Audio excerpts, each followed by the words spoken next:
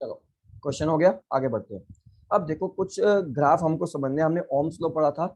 Ohm's law का क्या graph था? V is directly proportional to I और V is equals to IR। अब मैं कुछ ग्राफ आपको बना के दिखाऊंगा। हम उसमें ये देखेंगे कि ये ग्राफ ओम्स लॉ को फॉलो करते हैं या नहीं करते, और करते हैं तो क्यों करते हैं, नहीं करते तो क्यों करते हैं। तो सिंपल, जल्दी जल्दी आप ये ग्राफ बनाओ, ठीक है। ये इस तरीके का अगर मेरे पास कोई भी ग्राफ आया होगा, अगर मैंने करा दिया होगा तो भी एक बार दोबारा लिख लो। तो ये इस तरीके का ग्राफ है, ये ओम्स लॉ को फॉलो नहीं करते। देखो ओम्स लॉ के लिए पहली कंडीशन आप यहाँ लिख सकते हो कि V डायरेक्टली प्रोपोर्शनल I होनी चाहिए। दूसरी condition, started from origin, started from origin, graph जो है वो ओरिजिन से स्टार्ट होना चाहिए। तो यहाँ पर V directly proportional to I तो है, ये ओम्स लॉ के लिए कंडीशन है, ठीक है। लिख लो चाहे आपको ग्राफ पहचानने के लिए, कंडीशन फॉर ओम्स लॉ। और तीसरी, ग्राफ मस्ट बी लीनियर। ये सेकंड वाली स्टार्टेड फ्रॉम ओरिजिन है ना?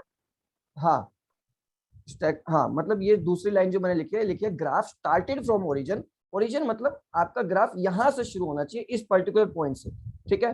तीसरी कह रही है कि ग्राफ लीनियर होना चाहिए। लीनियर मतलब स्ट्रेट लाइन ग्राफ होना चाहिए, ऐसा रैंडम नहीं होना चाहिए, ठीक है।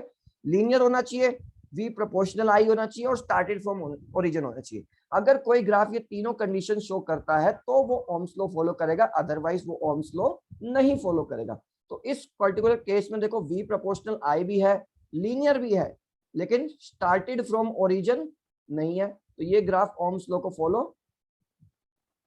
नहीं करेगा, ठीक है। चलो आगे बढ़ते हैं। वो लिख लिया था ना सबने?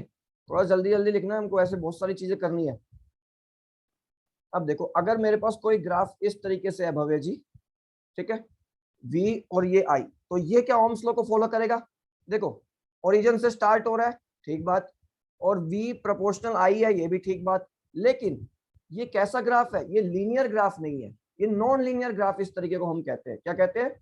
नॉन लीनियर ग्राफ, यानी जो स्ट्रेट लाइन नहीं है। तो यानी ये ग्राफ भी आपका ओम्स लॉ को फॉलो नहीं करेगा, ठीक है। तो इस तरीके के जो ग्राफ आएंगे वो भी हमारे ओम्स लॉ को फॉलो नहीं करेंगे, ठीक है।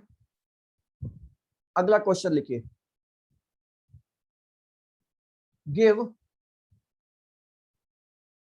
Some examples. किसी का कुछ रह जाए तो मुझे तुरंत बता देना, ये मत सोचना कि बाद में हो जाएगा। अगर रह जाएगा तो वो पेज में 8 पॉइंट के द्वारा ले आऊंगा, ठीक है। Give some examples of non ohmic device. Ohmic device मतलब जो ओम्स लॉ को फॉलो करे, और नॉन ओहमिक डिवाइस मतलब जो ओम्स लॉ को फॉलो ना करे। जो graph V directly proportional I का रूल ना फॉलो करे, उन डिवाइसेस को हम कहेंगे क्या? क्या डिवाइसेस? Non ohmic devices. तो ऐसे डिवाइसेस हमारे पास होते हैं सेमीकंडक्टर्स, डायोड, ट्रांजिस्टर्स, ट्रांजिस्टर्स। ये सारे टॉपिक्स के बारे में हमारा एक चैप्टर है सेमीकंडक्टर, उसमें हम इनकी स्टडी करेंगे। अभी आप इनको समझ लिए कि ये जो डिवाइसेस होते हैं नॉन ओमिक होते हैं, ट्रांजिस्टर्स। ठीक है मुस्कान जी, समझ में आ रहा है? जी भाई।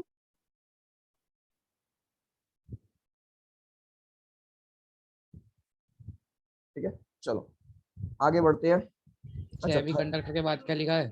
सेमीकंडक्टर, डायोड, DIODE, और तीसरे में ट्रांजिस्टर, और एक चौथा और लिख लो, thermistors.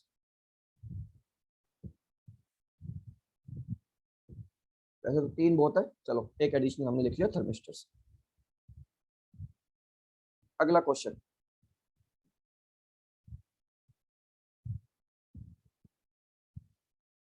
which current is preferential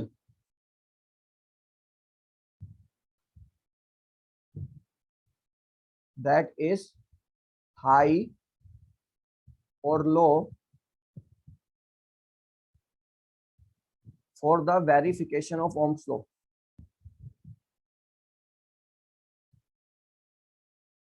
Iqra, non ohmic device बोल दो इकरा, कोई प्रॉब्लम नहीं है, बोल के भी अगर वॉइस नहीं आ रही। देखो ओम्स, ओमिक डिवाइस मतलब क्या हमारे पास?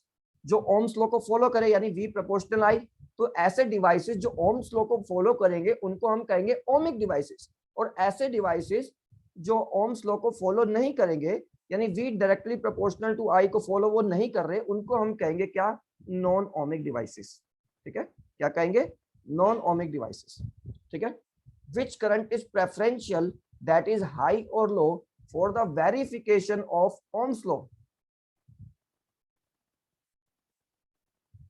आपको ये बताना है कि आप अगर कोई सर्किट आपके पास है मान लो, और आपको चेक करना है कि ये ओम्स लॉ को फॉलो करता है कि नहीं करता, यानी सीधी सी बात, V is directly proportional to I को फॉलो करता है कि नहीं करता। तो क्या करंट लोगे आप, हाई करंट की वैल्यू उसमें डाल के देखोगे या लो करंट की वैल्यू आप उसमें डाल के देखोगे, कौन सी वैल्यू डाल के देखोगे, क्या लगता है, हाई होनी चाहिए लो होनी चाहिए, कोई बता सके तो नहीं, तो हम बता देते हैं। देखो अगर हाई करंट की वैल्यू होगा, देखो जैसे ही वायर में करंट पास जाएगा तो हाई करंट होगा, तो क्या होगा, हीट जनरेट होगी, यानी रेजिस्टेंस के डेविएट होने के चांसेस ज्यादा हो जाते हैं। हाँ तो होशियार है भव्य, पता है मुझे, चलो कोई नहीं। देखो लो करंट का होना चाहिए, हाई पहले अभी मैं बता रहा हूँ, समझा रहा हूँ, उसके बाद लिखवाता हूँ। अगर मान लो ये मेरे पास वायर है, इस तरीके से रजिस्टर है, अगर इसमें हाई करंट अमाउंट हम डालेंगे तो होगा क्या, इसके रजिस्टर्स में डेविएशन आ सकता है, रजिस्टर चेंज हो सकता है। लेकिन जब हमने ओम्स लॉ पढ़ा था तो हमने देखा था V प्रोपोर्शनल I और V is equals to IR, resistance constant होना चाहिए, और जो फिजिकल पैरामीटर्स थे वो भी कांस्टेंट होने चाहिए, जो वो हमारे टेम्परेचर, प्रेशर, लेंथ, एरिया, ये सारे पैरामीटर्स अगर कांस्टेंट होते हैं तो V प्रोपोर्शनल I आता है। ये हमने लास्ट क्लास में देखा था। तो अगर हम हाई अमाउंट में करंट डालेंगे तो टेम्परेचर इंक्रीज हो जाएगा, जिसके कारण रजिस्टर चेंज हो जाएगा, तो वो ग्राफ में डेविएशन आ जाएगा। ठीक है, अब इसको लिख लो, इफ करंट, अब इसको लिख के आएगा हम बार, इफ करंट, आंसर लिखो पहले, लो करंट। ठीक है, अब उसके बाद रीजन लिखो, because high current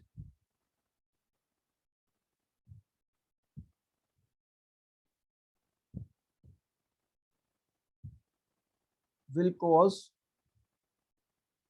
more heat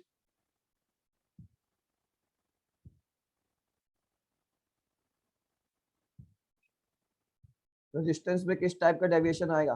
अरे बोल दो ना, वॉइस नहीं चल रही क्या आप लोगों की मैम, अगर वॉइस नहीं आए तो आप मैसेज लिख दो, पर बोल के दो एक बार, ताकि थोड़ा मैं भी इंटरेक्ट कर पाऊँ, सही से हो जाएगा फिर। बिकॉज हाई करंट विल, अभी बता रहा हूँ किस टाइप का आएगा, because high current will cause more heat. Sir हाँ जी, आज मुझे समझ क्यों नहीं आ रहा। क्योंकि अभी हम क्वेश्चन कर रहे हैं, अभी उसके बाद हम जब थोड़ा सा टॉपिक वाला पार्ट करेंगे ना तब समझ में आ जाएगा। देखो इस क्वेश्चन में ध्यान रखो, अभी हम लो करंट को प्रेफरेंशियल करेंगे। क्वेश्चन में पूछा है कि हाई करंट होना चाहिए, लो करंट होना चाहिए, किसके लिए, ओम्स लॉ की वेरिफिकेशन के लिए। अगर हाई करंट हम लेंगे तो क्या होगा, रजिस्टर्स पे हीट बढ़ती है, सीधी सी बात है ना। आपके पास लैपटॉप होगा, आपके पास मोबाइल होगा, जब चार्जिंग पे लगा के आप टोटली यूज करते हो तो कभी कभी मोबाइल भी हीट हो जाता है। ठीक है, तो ज्यादा देर तक करंट रहेगा, ज्यादा देर तक ज्यादा करंट है तो हीट प्रोड्यूस होती है, और हीट प्रोड्यूस होने के कारण जो होगा रजिस्टर में वेरिएशन हो सकता है, इसलिए लो करंट हम रखेंगे। ठीक है, because high current will cause more heat causes deviation in resistance. और इसके साथ आप ग्राफ बना लो, अगर ये डेविएशन मान लो V बाई आई का ग्राफ है, ये इस तरीके से बन रहा था पहले, तो डेविएशन होने के बाद ये कुछ कुछ इस तरीके से बन जाएगा। ठीक है, ये क्वेश्चन आप लिखिए। अब जिसको ये वाला नहीं समझ में आया तो तुरंत मुझे बताइए। देखो क्वेश्चंस को समझना थोड़ा टिपिकल होता ही है, थ्योरी वाला पार्ट आप लोग ये समझ जाते हैं, जिसको ये नहीं समझ में आया जल्दी बताओ। ये किस किस टाइप की डेविएशन आएंगी ये बता दो। डेविएशन मतलब जैसे कि उसका जो स्ट्रक्चर है, इंटरनल स्ट्रक्चर, थोड़ी सी लेंथ इंक्रीज हो सकती है, थोड़ा सा एरिया डिक्रीज हो सकता है, थोड़ा मटेरियल में चेंज हो सकता है, ये डेविएशन है। जो हमने ओम्स लॉ पढ़ा था ना कि फिजिकल पैरामीटर्स कांस्टेंट होने चाहिए, तो हाई टेम्परेचर की वजह से वो फिजिकल पैरामीटर जो है उसके उनमें डेविएशन आ सकता है। तो डेविएशन के कारण होगा क्या, ये V is equal to I R वाला जो पार्ट है, इसमें R कांस्टेंट नहीं रहेगा, R चेंज हो जाएगा। तो R चेंज होते ही ये वाली इक्वेशन थोड़ी सी डेविएट हो जाएगी, इस तरीके से जैसे मैंने ग्राफ बनाया।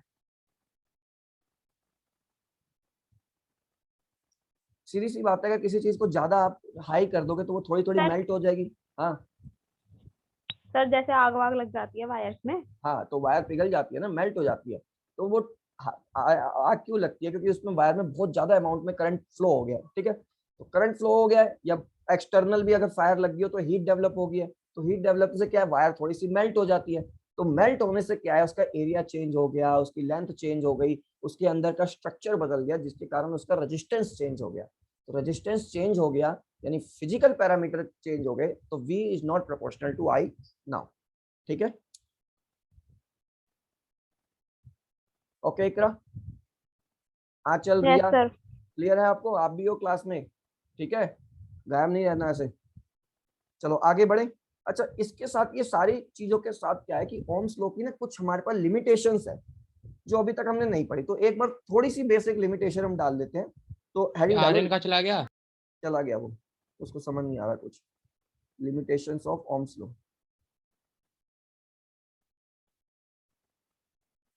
लिमिटेशंस ऑफ ओम्स लॉ, ठीक है।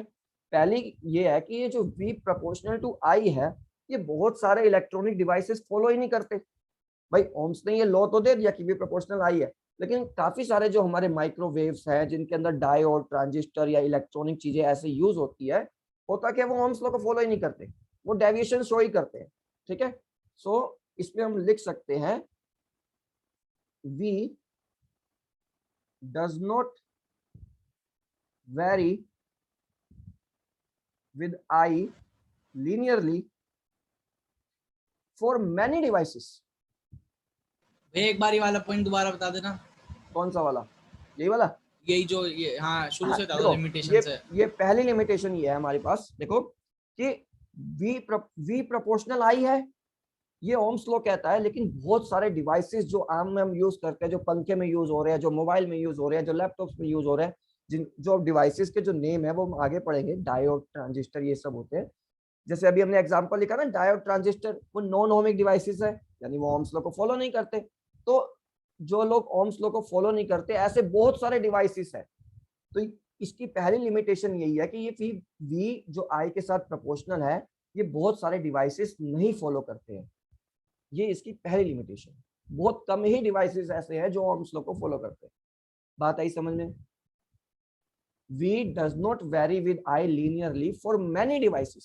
काफी सारे डिवाइसेस के लिए V linearly हाँ ऐसा ये तो होता है, देखो linearly फॉलो करते हैं, V प्रोपोर्शनल I है, I बढ़ेगा तो V बढ़ेगा, मतलब नॉन लीनियरली, सॉरी मैं गलत बोल गया, नॉन लीनियरली तो फॉलो करते हैं, पर लीनियरली फॉलो नहीं करते बहुत सारे डिवाइसेस।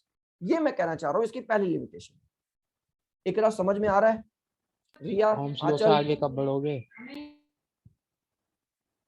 बढ़ते हैं आगे भी बढ़ते हैं, ठीक है, कोई प्रॉब्लम, बढ़े आगे। अब दूसरी लिमिटेशन देखो, if we reverse the potential,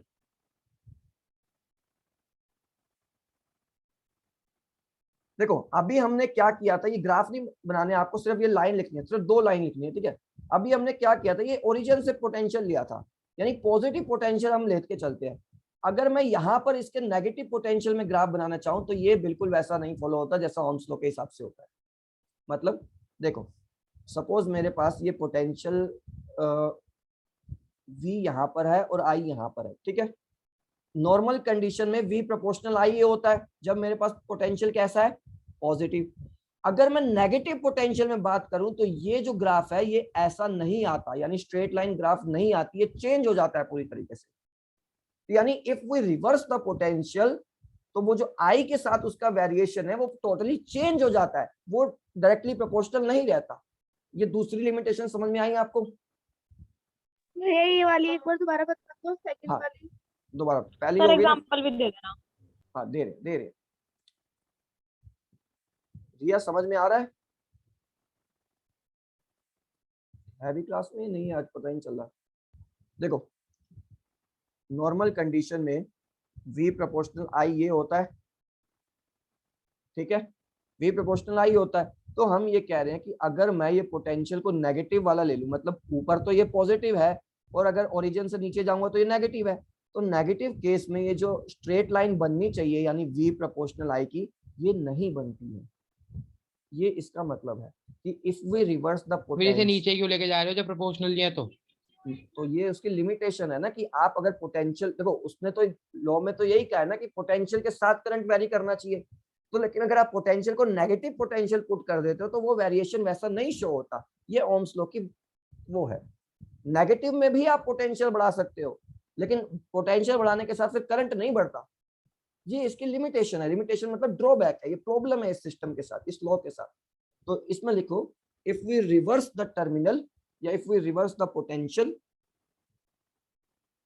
by reversing terminal. Reversing terminal मतलब कि मान लो जैसे ये था इस तरीके से, अब आपने क्या किया, नेगेटिव वाला पहले जोड़ दिया और पॉजिटिव वाला बाद में जोड़ दिया। कुल मिला के एक तरीके से आपने रिवर्स कर दिया, बस नेगेटिव वाला इनपुट अब आप दे रहे हो, तो होगा क्या, वो उस तरीके से फॉलो नहीं करेगा। ठीक है, if we reverse the terminal by reversing, या इसको रहने दो, if we reverse the potential, simple ये लिख लो, देन करंट वेरी डिफरेंटली। देखो ये काफी बड़ा चैप्टर है और काफी इंपॉर्टेंट चैप्टर है। ठीक है, मेजर पोर्शन आता है इलेक्ट्रोस्टैटिक के बाद इसमें से, तो इसको अच्छे से करना है। नहीं समझ में आ रहा तो इसको एक एक चीज हम दोबारा करते हैं, मतलब इसी समय क्लियर कर लो, बाद में बहुत ज्यादा सिलेबस हो जाएगा। आगे बढ़ूं लिमिटेशन, न्यूमेरिकल्स कैसे करेंगे? अभी आप साथ साथ लिखते जाओ। आप जब इन न्यूमेरिकल्स को बार बार पढ़ना शुरू करोगे ना, तो वो आपको बेसिक अंडरस्टैंडिंग फिर धीरे धीरे आएगी। एकदम नहीं आती चीजें, लिख लो, थोड़ा थोड़ा समझ लो, फिर जब दोबारा पढ़ो तब नहीं समझ में तो आप मुझसे व्हाट्सएप से पूछ लो। ठीक है, अभी थोड़ा थोड़ा समझ लो। अभी ये क्लियर हो गया, चलो अब आगे बढ़ते हैं। अब चलो, अब मेन टॉपिक शुरू होता है। अभी तो छोटे छोटे न्यूमेरिकल्स करें। अब टॉपिक है हमारा circuit for Ohm's law. Ohm's law हमने बना दिया, अब ये पूरा सर्किट भी बनेगा, क्योंकि ये पढ़ क्या रहे हैं हम, करंट इलेक्ट्रिसिटी। तो करंट इलेक्ट्रिसिटी जहां करंट होगा वहां सर्किट भी होगा। तो अब हम सर्किट फॉर ओम्स लॉ बनाते हैं। हेडिंग डालिए, circuit for Ohm's law. Ohm's law के लिए सर्किट क्या रहेगा? क्या इतना अंदर जा जाके क्यों पढ़ा रहे हो, सिलेबस खत्म ही नहीं होगा। सिलेबस मैंने खत्म करना है ना, उसकी चिंता आप मत करो, अंडरस्टैंडिंग होनी चाहिए बस तो टॉपिक। आज सर ज्यादा घूम रहा है आज, बहुत दिन से। 12th में है आप, आपको भी अपना पोटेंशियल बढ़ाना पड़ेगा 12th के हिसाब से। मेरा तो कभी नहीं घूमता, पता नहीं आज मेरा भी घूम। सुनो, मैं बता रहा हूँ, उसका रीजन ये होता है कि अगर मान लो थोड़ा सा पिछला नहीं रिवीजन किया, थोड़ा सा आगे हम बढ़ जाते हैं, तो वो कैचअप नहीं हो पाती चीजें। अगर ओम्स लॉ आप लोग अच्छे से रिवीजन करके आ पाते तो थोड़ा सा आपको अंडरस्टैंडिंग बढ़ जाती। आपको अपना देखो, दो तरह के टीचर होते हैं। एक मान लो आसान आसान चीजें कराते रहे, आपको समझ में आती जाएगी, पर हो सकता है कि वो एग्जाम्स के लिए उतनी रेलेवेंट ना हो। तो कई बार थोड़ी टफ चीजें करानी पड़ती है जो एग्जाम के लिए रेलेवेंट होती है, और वो आपको सीखनी ही पड़ेगी। मैं इसमें सिखाऊंगा टफ आपको। क्या था मुझे समझ। टफ भले ही नहीं है, लेकिन अंडरस्टैंडिंग नहीं हो पाता प्रॉपरली। क्वेश्चन तो ही नहीं है, लेकिन उसको प्रॉपर समझने के लिए आपको अपना इनपुट देना पड़ेगा, तभी आपको आउटपुट मिलेगा। तो हार नहीं माननी, दोबारा समझ लेंगे उनको। एक बार अभी आप कॉपी में लिख लो, नहीं समझ में आता फिर हम मुझसे पूछ लेंगे। ठीक है, अभी सर्किट फॉर ओम्स लॉ पहले मैं बना लूं, फिर आप बना लो। देखो समझ में आएगा, हम समझा के रहेंगे आपको, पर आपने हार नहीं माननी। ठीक है, दो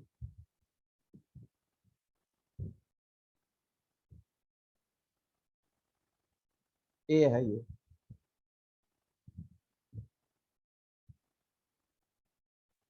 ये आप सर्किट बनाइए ओम्स लॉ के लिए। ये आपकी बैटरी है, यहाँ से आपका करंट पास हो रहा है, इसको हम रिहोस्टेट कहते हैं। रिहोस्टेट, रिहोस्टेट मतलब वेरिएबल रेजिस्टेंस, यानी वेरिएबल रेजिस्टेंस। आप रेजिस्टेंस को चेंज कर सकते हैं। ठीक है, ये आपका मेन रेजिस्टेंस है, यानी लोड वायर, जो मेन जहां से आउटपुट मिलेगी या जो चीज आपकी सर्किट में लगी है वो ये है मेन रेजिस्टेंस। ये है आपका रेजिस्टेंस। देखो यहाँ पर मतलब कोई डिवाइस अगर आपने लगा रखा था, उस डिवाइस का कोई रेजिस्टेंस होगा तो वो ये चीज होती है। तो मेन चीज आपकी ये है, इसके अक्रॉस पोटेंशियल मेजर करना है। उसके लिए आपने क्या यूज किया, ये हम बेसिक क्लासेस में वैसे देख चुके हैं, पर दोबारा देखते हैं। तो इसको हम कहते हैं, क्या कहते हैं भव्य?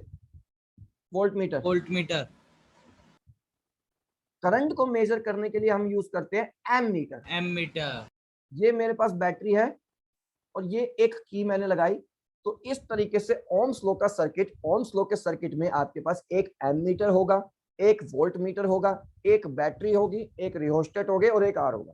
अगर आप लोग स्कूल में प्रैक्टिकल करेंगे तो ओम्स लॉ वाला ये प्रैक्टिकल होगा एक, तो उसमें इसी तरीके का सर्किट आपको बनाना पड़ता है, और एम मीटर और वोल्ट मीटर से कुछ वेरिएशन चेक करने पड़ते हैं। ठीक है, तो फिलहाल ये सर्किट बनाओ जल्दी, और बनाती मुझे बताओ।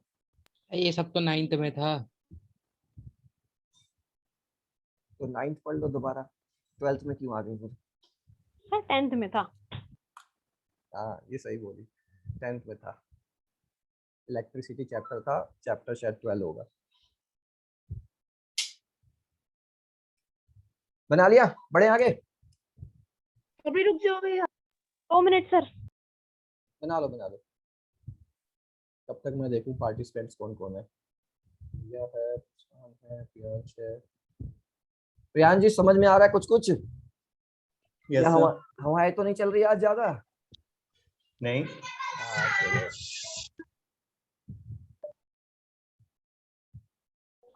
ये रियोस्टेट कुछ रिवर्स करता है क्या? रिवर्स करता है ये? रियोस्टेट नहीं रिवर्स करता। रियोस्टेट देखो अगर स्कूल में देखा हो तो वो कुछ कुछ इस तरीके से रहता है, ऐसा सब बना होता है। यहाँ पर एक क्लिप सी होती है, उसको इधर ले जाओ इधर ले जाओ, रेजिस्टेंस में चेंज होता है। आप इसको इधर लेते जाओगे तो रेजिस्टेंस बढ़ता जाएगा, शायद वापस ले आओगे तो रेजिस्टेंस कम हो जाएगा। इस तरीके से ये जो होता है, कुल मिला के वेरिएबल रेजिस्टेंस है। आप सर्किट में रेजिस्टेंस बढ़ा घटा सकते हो इसकी वजह से।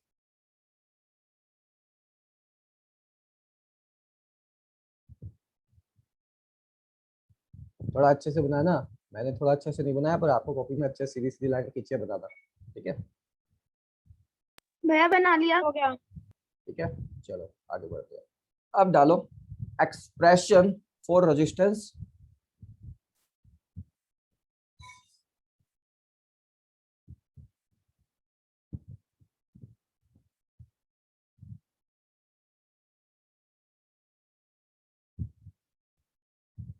आगे क्या है भैया?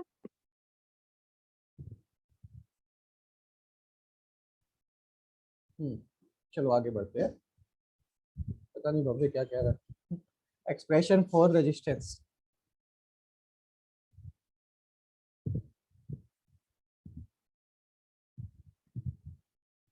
डाल दिया एक्सप्रेशन फॉर रेजिस्टेंस, ठीक है।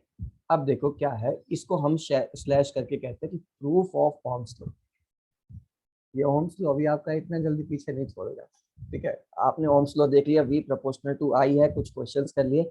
अब आप प्रूफ करके दिखाओ कि भैया ये V डायरेक्टली प्रोपोर्शनल I होता है कि नहीं होता है, ये ठीक है। दूसरा क्या है कि एक्सप्रेशन फॉर रेजिस्टेंस, जो ये V is equals to I R हमने निकाला था, तो इस R का एक एक्सप्रेशन भी होता है। ये वाला एक्सप्रेशन नहीं, ये V बाई I तो होता है, इस V बाई R के अलावा भी R का एक एक्सप्रेशन होता है, तो वो इस डेरिवेशन में हमको फाइंड आउट करना है। तो अगर हम किसी तरह इस R को कांस्टेंट प्रूफ कर देंगे तो हमारा V प्रोपोर्शनल I आ जाएगा, ठीक है। सिंपल सी बात है, V is equals to I R अगर आपके पास फॉर्मूला है और R आपका कांस्टेंट है, तो इससे पता चलता है हमारे को कि V प्रोपोर्शनल I है। तो हमको एक R का एक्सप्रेशन निकालना है जिसमें से हम ये प्रूफ करेंगे कि R की वैल्यू कांस्टेंट होती है किसी भी कंडक्टर के लिए, तो हम अपना एक्सप्रेशन फाइंड आउट कर पाएंगे। तो एम समझ में आया, expression for resistance, proof of Ohm's law, ठीक है। चलो शुरू करते हैं। सबसे पहले कुछ कंसीडरेशन एज यूजुअल जो हम करते हैं। कंसीडर, देखो कोई भी डेरिवेशन आप करोगे ना, आपको कुछ समझ नहीं आ रहा उसका सर्किट बना दो जब आप सेकंड टाइम इसको करोगे, और जो भी जो आपको सर्किट में दिख रहा है वो मानना शुरू कर दो, तो आधी कंसीडरेशन तो हो ही जाती है, ठीक है। या जो फॉर्मूला आप यूज करोगे, इस फॉर्मूले में जो जो वैल्यू आ रही है उनको थोड़ा थोड़ा लिखना शुरू कर दो, तो उससे भी काम चल जाता है। तो पहली चीज consider number of electron per unit volume. A क्या है हमारे पास, cross section area of wire. L क्या है हमारे पास, लेंथ ऑफ द वायर, ठीक है। यानी अगर मैं एक रेजिस्टेंस इस तरीके से मानूंगा, ठीक है, तो इस रेजिस्टेंस का जो क्रॉस सेक्शनल एरिया है वो मेरे पास ए है, एल इस रेजिस्टेंस की एल ये है, ठीक है। इस तरीके से समझ सकते हैं कि आप ए ये होगा, लेंथ उस रेजिस्टेंस की होगी, ठीक है। और एन क्या है, नहीं उस रेजिस्टेंस के अंदर, उस डिवाइस के अंदर number of electron per unit volume, एक छोटी सी वॉल्यूम में कितने इलेक्ट्रॉन्स है वो उसका एन है, ठीक है। तो अब सबसे पहले करंट से शुरुआत करेंगे। Current flowing in a circuit, इसके लिए जो वो बनेगा ना, क्या कहते हैं, इसके लिए जो फिगर बनेगी वो आपकी ओम्स लॉ वाली बनेगी जो ऊपर अभी आपने बनाई, ये नहीं बनेगी, वही ऊपर वाली बनानी है इस डेरिवेशन के लिए, ठीक है। करंट फ्लोइंग थ्रू आर, जो वो लोड रेजिस्टेंस आर बनाता है उसके अक्रॉस जो करंट फ्लो हो रहा है वो ये रहा आपके पास, I is equals to N E A V D, ठीक है, ये हम देख चुके हैं कि कोई भी रेजिस्टेंस, कोई भी वायर होती है, देखो आप इतना समझ सकते हैं कि कोई वायर है उसके अंदर कुछ ना कुछ रेजिस्टेंस है, तो ये सिमिलर फॉर्मूला हम ये यूज करेंगे, I इक्वल्स टू NA/VD, जो हमने कंडक्टर वाला इस तरीके से यूज किया था कि किसी भी कंडक्टर के अंदर जो करंट फ्लो होगा वो होगा NA/VD। कुछ भी नहीं समझ में आया, इतना मान के चलो ये करंट का फॉर्मूला है, ये यहाँ पर इतना करंट फ्लो हो रहा है, I इक्वल्स टू NA/VD, ठीक है। यहाँ पर ड्रिफ्ट वेलोसिटी का हम फॉर्मूला लगाएंगे अब, जो हम पहले देख चुके हैं, NEA पोटेंशियल वाला EV टाउ बाय ML, ये हम प्रीवियस क्लासेस में देख चुके हैं, EV टाउ बाय ML, ये पोटेंशियल वाला फॉर्मूला इसका हमने लगा दिया, ठीक है। अब बनाना रेजिस्टेंस है, तो यहां से V को उठा के नीचे ले आओ, I upon V is equal to NE square हो जाएगा, दो ही हैं ऊपर, A टाउ बाय ML, ठीक है। इतना काम हम कर लेंगे। अब देखो V बाई I होता है मेरे पास, R is equal to V by I होता है, V is equal to IR से ये आता है, तो R is equal to V by I होगा मेरे पास, पर अभी तो एक्सप्रेशन में I बाई V है, तो अब मैं क्या करूंगा, इसको रिवर्स कर दूंगा, ठीक है। इतना लिख लिया सबने, आगे बढ़ूं? Yes sir. Yes, sir. इसको मैंने रिवर्स कर दिया, V by I is equal to कर दिया, तो ये हो गया M by L upon NE square A tau, ठीक है। अब क्या करेंगे, V बाई आप I क्या हो गया आपका, ये हो गया R M NE square tau, और L बाई A को थोड़ा सा अलग लिख देंगे, ये आपका एक्सप्रेशन आ गया। This is the expression for resistance. इस एक्सप्रेशन फॉर रेजिस्टेंस में किसी को प्रॉब्लम हुई तो बताए, एक बार दोबारा देख लेते हैं। क्या किया, simple, I is equal to NA/VD वाला ड्रिफ्ट वेलोसिटी और करंट का रिलेशन वाला फॉर्मूला लगाया, ठीक है। ड्रिफ्ट वेलोसिटी का फॉर्मूला खोला, EV टाउ बाय ML, ठीक है। पोटेंशियल चाहिए था इसलिए ड्रिफ्ट वेलोसिटी का फॉर्मूला खोल दिया, पोटेंशियल को परली तरफ ले गए, I बाई V हो गया NE square A tau by ML। चाहिए रेजिस्टेंस, इनको रिवर्स कर दिया, तो ये हमें, अरे कहाँ गया, ये हो गया V by I is equal to ML upon NE square A tau. अब V बाई I की वैल्यू थी R, तो R की जो एक्सप्रेशन आ गई, यानी एक्सप्रेशन फॉर रेजिस्टेंस, वो क्या है मेरे पास, ML upon NE square tau A। L by A मैंने क्यों अलग लिखा वो मैं भी आपको बताता हूँ। अब देखो यहां से अगर उस वायर की लेंथ कांस्टेंट है, मतलब अगर L चेंज नहीं हो रही है उस वायर की, यानी लेंथ चेंज नहीं हो रहा है, A भी कांस्टेंट रहेगा, उसका टेम्परेचर भी कांस्टेंट रहेगा। टेम्परेचर के लिए कौन सा फैक्टर होता है, टेम्परेचर के लिए रिलैक्सेशन टाइम, ये बताया था ना कि temperature is inversely proportional to relaxation time. तो जब कभी टेम्परेचर के लिए बात आएगी तो हम रिलैक्सेशन टाइम को बढ़ा घटा देंगे। M वायर का कांस्टेंट है, N और E कांस्टेंट ही है, फिक्स्ड वैल्यू है, ठीक है। तो यानी इन सारी कंडीशन में जो R मेरे पास आएगा वो क्या आएगा, R कांस्टेंट आएगा। हेंस सर, हाँ जी, सर M क्या था? M mass of the wire, okay. ठीक है। सिंपल मास भी चेंज नहीं हो रहा, अगर आप उसकी लेंथ, तो यही तो ओम्स लॉ में कहता है कि जब उसके फिजिकल पैरामीटर्स, यानी उसकी लेंथ कांस्टेंट रहेगी, उसका एरिया कांस्टेंट रहेगा, उसका टेम्परेचर कांस्टेंट रहेगा, तो उसमें चेंज नहीं होगा। अब देखो R कांस्टेंट आ रहा है कब, जब फिजिकल पैरामीटर्स यानी लेंथ, एरिया, टेम्परेचर, मास, ये चीजें कांस्टेंट रहेंगी तो R कांस्टेंट रहेगा। R कांस्टेंट रहेगा तो V is equal to IR में से V प्रोपोर्शनल I आ जाएगा। यही आपका ओम्स लॉ कहता है कि if physical parameters are constant then V is proportional to I। तो आप ये वाली एक्सप्रेशन लिखिए, उसके बाद लिखिए if L constant, A constant, T constant, M constant, this implies that R is also constant. और ये लिखने के बाद लिखिए hence from V is equals to IR, V is directly proportional to I। This is the proof of Ohm's law. 5 number में पूरा derivation है, proof या state and proof Ohm's law, तो पूरा ओम्स लॉ का डेरिवेशन, ये पूरा circuit बनेगा, ये पूरा एक्सप्रेशन निकाला जाएगा। रेजिस्टेंस का एक्सप्रेशन निकालने के लिए आए तो सिर्फ इतना, ये यहां तक एक्सप्रेशन आप निकाल लेंगे। इकरा जी क्लियर हुआ? Yes sir. आंचल क्लियर हुआ? Yes, sir. प्रियांश का तो क्लियर हो ही जाता है, ठीक है, तो क्वेश्चन से भी क्या ही पूछता।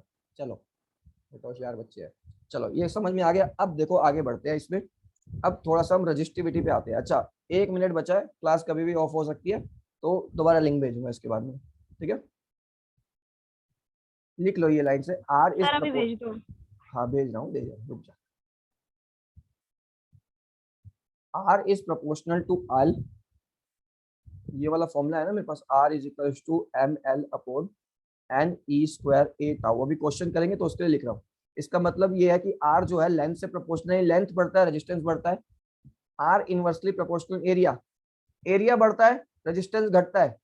R inversely proportional to tau और डायरेक्टली प्रोपोर्शनल है टेम्परेचर, ये हम पीछे देख चुके हैं, क्योंकि टेम्परेचर इनवर्सली प्रोपोर्शनल है टाउ के लिए, तो इसलिए R इनवर्सली प्रोपोर्शनल टाउ और डायरेक्टली प्रोपोर्शनल टेम्परेचर। टेम्परेचर बढ़ेगा रेजिस्टेंस बढ़ेगा, रिलैक्सेशन टाइम बढ़ेगा तो रेजिस्टेंस घटेगा। तो ये तीन चीजें आपको ध्यान रखनी है, अगर किसी एग्जांपल में पूछ लिया जाए कि रेजिस्टेंस पे क्या इफेक्ट पड़ेगा इन सब चीजों से, तो ये सब चीजें आपने ध्यान रखनी है। और एक चीज, R is inversely proportional to N, तो जो N अच्छा होगा यानी जो कंडक्टर अच्छा होगा, N अच्छे का मतलब क्या है, कंडक्टर अच्छा है, तो उस केस में रेजिस्टेंस कम होगा। ठीक है, ये सारी चीजें, ये फैक्टर्स किस पे डिपेंड करती है, R के लिए डिपेंड करती है, तो ये लिख लो। अब इसके बाद हम नई क्लास में शुरू करते हैं। लिख लिया, ये एंड कर दूं, जिसने लिख लिया वो लीव कर दो। अभी नहीं। हाँ चलो लिख लो, वैसे बंद होने वाला है अपने आप। भैया इसकी कोई हेडिंग नहीं है? नहीं, ये एक्सप्रेशन ऑफ रेजिस्टेंस है ना, उसके बाद ये चीजें दिखा रहा हूँ कि मैं किन किन पे डिपेंड करता है, तो नोट्स टाइप इसको लिख लो स्टार करके, हेडिंग नहीं इसकी।